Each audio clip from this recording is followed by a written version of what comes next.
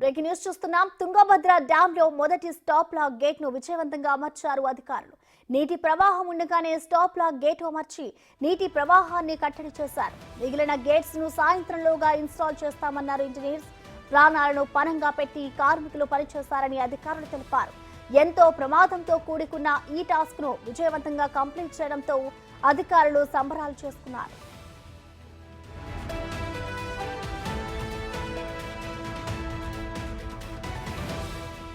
మొత్తం 3 భాగాలుగా stop lock గేట్లను అమర్చనున్నారు. మొదటి స్టాప్ లాక్ గేట్ను సక్సెస్ఫుల్ గా అమర్చడంతో సీఎం చంద్రబాబు అభినందనలు తెలిపారు. సమిష్టిగా పనిచేసి విజయం సాధించారన్నారు. నీటిలో స్టాప్ లాక్ ఇన్స్టాల్ చేయడం పెద్ద సవాలుగా మారిందని, అయినప్పటికీ కార్మికులు విజయవంతంగా స్టాప్ లాక్ గేటు అమర్చగలిగారని కొప్పల్ జిల్లా మంత్రి శివరాజ్ అన్నారు. తుంగభద్ర ఆయకట్టుదారులందరికీ నమస్కారం. శుభవార్త. ఎంతో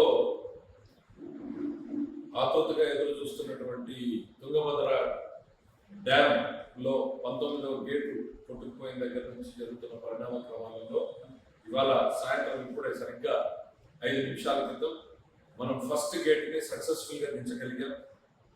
ఎటువంటి ఇబ్బందులు లేకుండా అనుకున్న దానికి అనుకున్నట్లుగానే సక్సెస్ఫుల్ గా జరిగింది. ఇప్పుడు 4 అడుగుల మేర నీటిని నిలుపుతున్నాం. ఈ రోజు రాత్రి మరి 2, 3, 4 గేట్లను కూడా దించేటువంటి ప్రయత్నం చేస్తాం. భగవంతుడు ఇట్లానే సహకరిస్తాడని ఆశిద్దాం. ఈ ఒక భారతదేశ చరిత్రలోనే బహుశా పారుతున్నటువంటి నీటిలో నది ప్రవాహం ఉన్నటువంటి తరుణంలో ఇది చేసినటువంటి చర్య, ఇది ఒక ఇంజనీరింగ్ సాహసోపేతమైనటువంటి చర్య. ఇది ముఖ్యమంత్రి గారు కూడా దీంట్లో పాల్గొన్నటువంటి ప్రతి ఒక్కరిని కూడా అభినందించడం జరిగింది.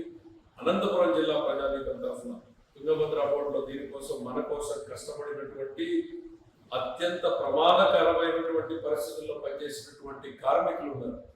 వాళ్ళ దగ్గర నుంచి మొదలుకుని అధికారులు కన్నయ్య నాయుడు వరకు కర్ణాటక ప్రభుత్వానికి, మన ముఖ్యమంత్రి గారికి, ప్రతి ఒక్కరికి కూడా ఈ జిల్లా రైతాంగం తరఫున హృదయపూర్వకంగా ధన్యవాదాలు తెలియజేస్తున్నాం. ఈ రోజు రాత్రి ఎంత పొద్దుపోయినా సరే ఆ 2, 3 గేట్లను కూడా ఎట్లానే ఇక్కడి నుంచి మానిటర్ చేయడం జరుగుతుంది.